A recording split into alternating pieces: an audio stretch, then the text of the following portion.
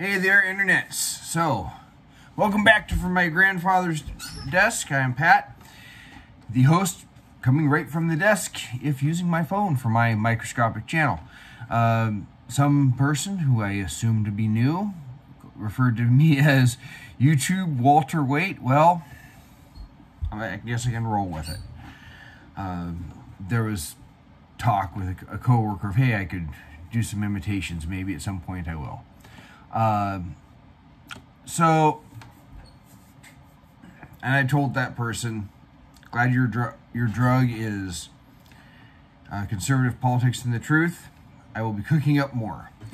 So this week, hit the most minor one. Kristen Sinema decided to leave the Democratic Party. She didn't join the Republicans, though. A lot of people say this is a nothing thing. I think, honestly, time's going to tell. If Kristen Sinema is doing the moderate thing and seeing herself as something in between, we may see sometimes maybe less of a leftward tilt, or we may see more. It really kind of depends. She's continuing to caucus with Democrats. Does that mean she will stay with Democrats in all but name or not? Now, of course, there are people calling on Joe Manchin to join the Republicans. Well, he comes from a state where it's like Republican plus 26 or some god-awful number. It's real hard to imagine him getting reelected.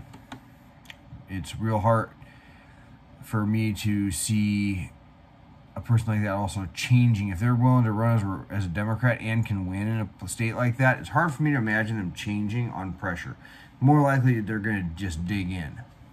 But both of them are two of the few Democrats that have enough wisdom to realize the danger of getting rid of the filibuster. The 2024 map does not look good for Democrats.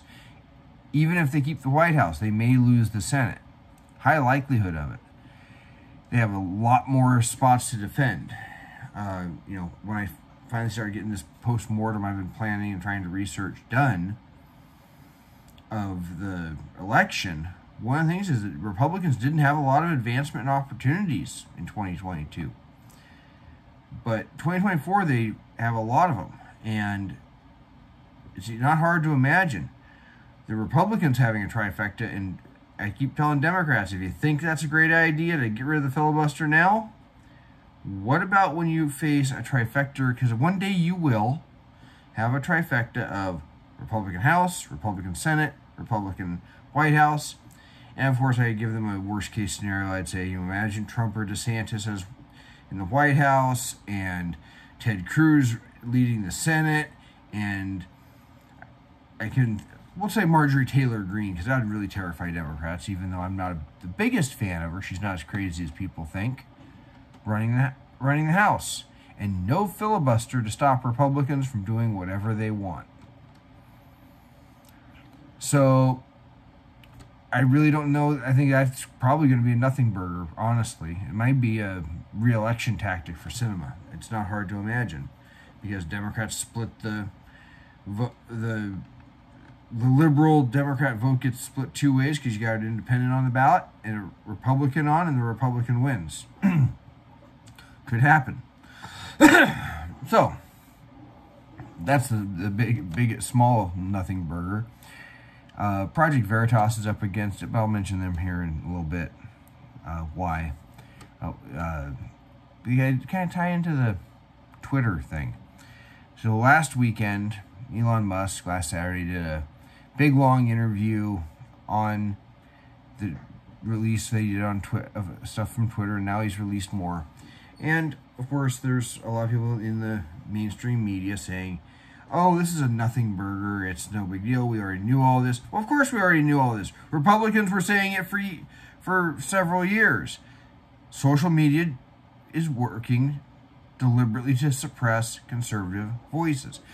Way back, before Trump, I remember how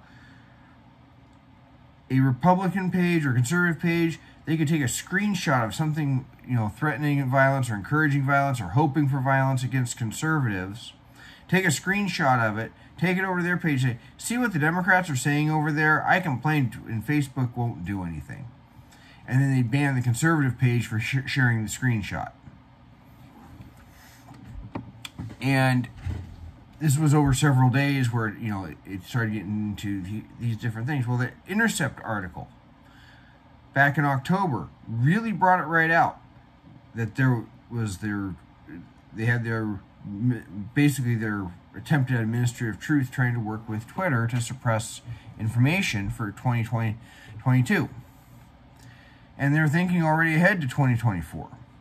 And then you get these other things showing, almost like they're trying to find excuses to either change the policy after the fact to ban people, or actually just shadow banning by the common definition, which is not, we just make so nobody can see them and not tell them. No, it's you turn down the reach. You say, hey, we don't like what you're talking about. We're going to just dial that back and say, I guess back would be this way typically.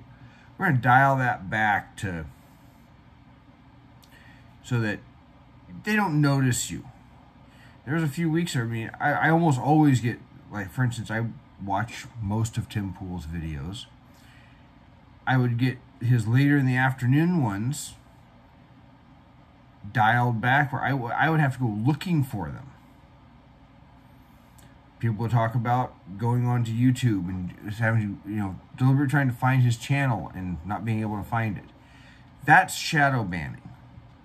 You make it harder to be seen. And they talked about, what should we do with the Hunter Biden stuff? Maybe it's hacked. And they said that can't hold up because these people have the laptop. That's not hacked materials.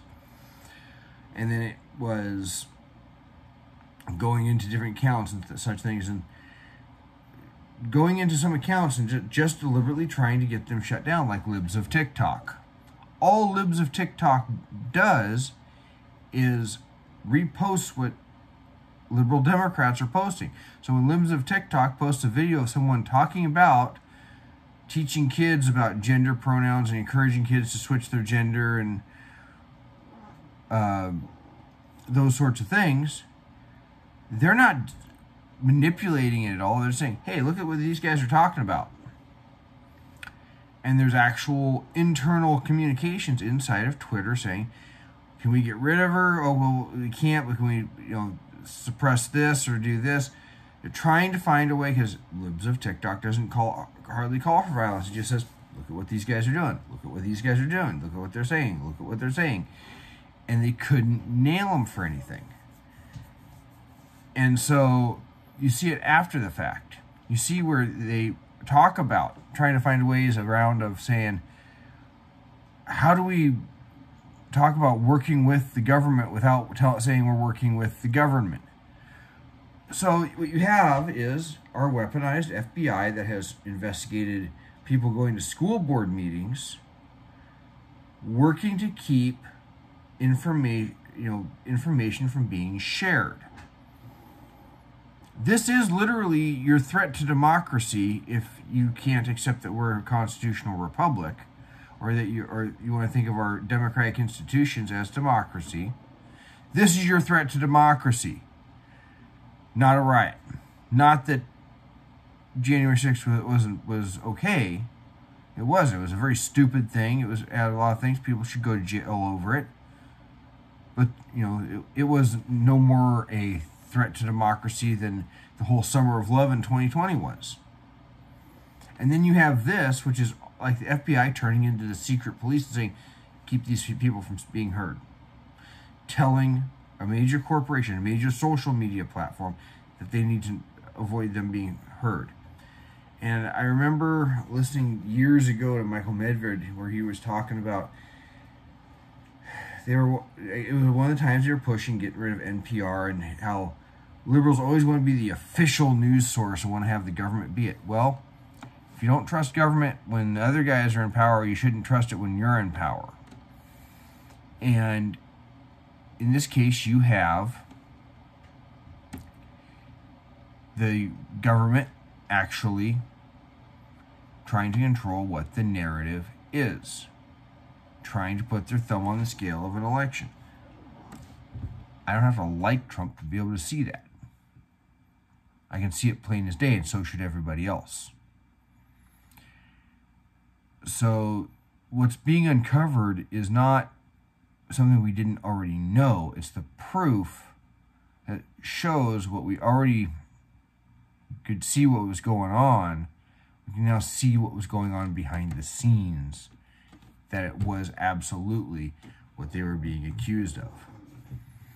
And that is suppressing conservatives, trying to find reasons to get rid of major accounts. They were just wanting libs of TikTok to create a reason to be gotten rid of. And then when they couldn't ban Trump on an existing policy, they had to create a new policy just to get rid of him on January 7th. So that's what's going on there. And then, of course, Elon Musk has unbanned a whole lot of people, including Project Veritas, one of the few real journalists. Real people going in and finding stuff out. And, of course, they've struck again with their secret camera. And Project Veritas uncovered a dean of students at a school in Illinois, $40,000 a year boarding school, to talking about giving young people, as part of their what we used to call human growth and development when I was in kids, which was when I was in grade school and middle school, toys, teaching them about same-sex relations, the toys used, and whether to use spit or some sort of commercial lubricant. Sounds really age-appropriate and about human growth and development, as opposed to engaging in same-sex adult relations. Now, on one hand, it's age inappropriate. They shouldn't be doing that, period, anywhere. As far as them undermining values, look, it is a private school. As a private school, the parents know what they're sending their kids to. The parents can walk away tomorrow and leave that school with no students.